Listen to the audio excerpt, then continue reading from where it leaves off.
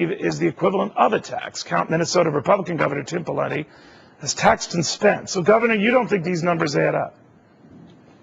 Well, I don't think they add up for all the reasons your previous guest just said. One other thing I would add to that, Neil, at least in the previous CBO scoring for bills like this, this thing is phased in over 10 years. In the first 4 years, it's only partially phased in. So the 10-year numbers are distorted. What you really should do is look at from 5 years out, because that's when you get the full effects of the bill.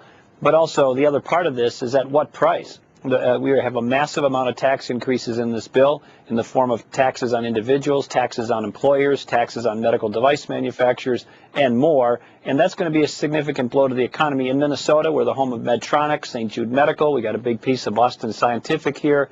Our medical device manufacturers are saying this is a really bad idea for their industry, and that's some of the best paying jobs we have in the country. I'm sorry, Governor, your two Democratic senators, Klobuchar and Al Franken, I'm forgetting the name, both agree with you. And obviously because you do have some big players, Guyton and others in your state.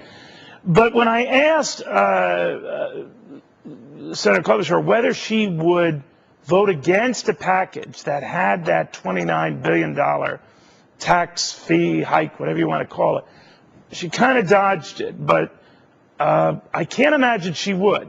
So therein lies a possible problem with what was considered a safe Democratic vote, if not Franken, two safe Democratic votes. What's happening to this thing? Well, I can't speak for Senator Klobuchar or Senator Franken's views on that particular issue. I do know as it relates to the medical device tax, they've been trying to be helpful to either get it out or maybe some other way to reduce it, but I don't think it should be in there at all. I think it should be zero. But as to the overall bill, I don't know how they're going to vote. They'll have to address that themselves.